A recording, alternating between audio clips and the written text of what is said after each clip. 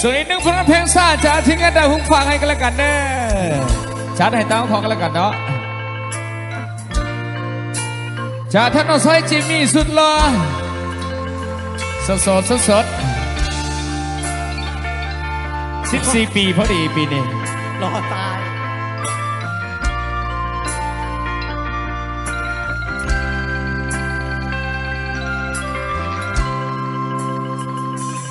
จากเล่าถึงเรื่องราวความรักของยักษ์สี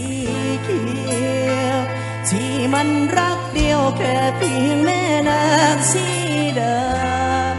เป็นถึงท่านเจ้าเมืองยิ่งใหญ่ก็ของกรุงโล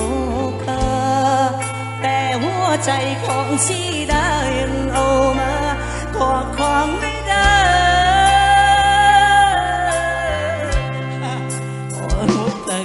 สีดาน้องให้พระรักไปจนหมดบรรเจ็บบรรจุในอกที่รักสีดาเพียงข้างเดียววันใดสีดาจะเห็นความรักของยักษ์ตัวสีเขียวว่าหัวใจมันดวงเดียวรักเพียงหนึ่งเดียวก็แค่เธออยากให้มึงรับรู้ตัวไรกูก็มีหัวใจให้ทศกัณฐ์ตัวร้ายรักมึงมากไปไม่แพ้พระรักจะมีบ้างไหมหนอวันใดสักวันที่แม่สีดาจะเห็นใจกูบ้างเชื่อกูจะมี10 มือ10 หน้าก็ตามแต่หัวใจกูมีเพียงดวงคุณมันลือสโล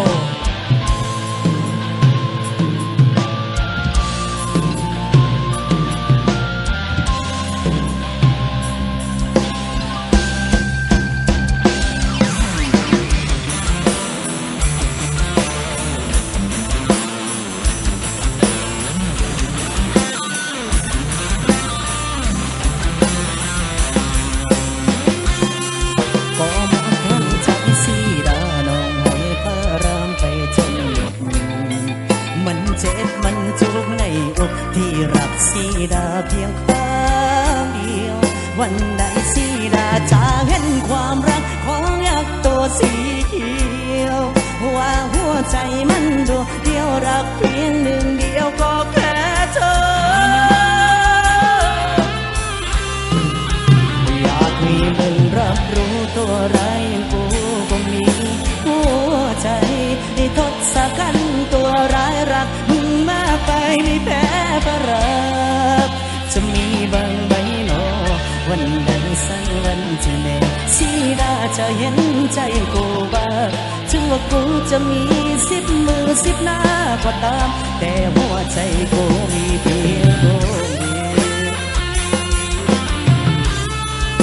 เดียวอยากให้มึงรับรู้ตัวได้กูก็มีหัวใจให้ทศกัณฐ์ตัวร้ายรักมึงมากไปในแพ้พระรามจะมีบ้างไหมหนอวันใดสักวันที่แม่สีดาจะเห็นใจกูบ้างถึงว่ากูจะมี10 มือ10 หน้าก็ตามแต่หัวใจกูมีเพียงดวง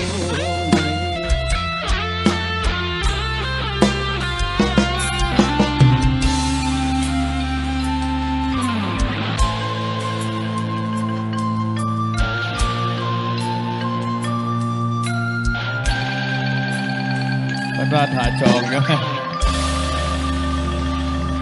โอ้ย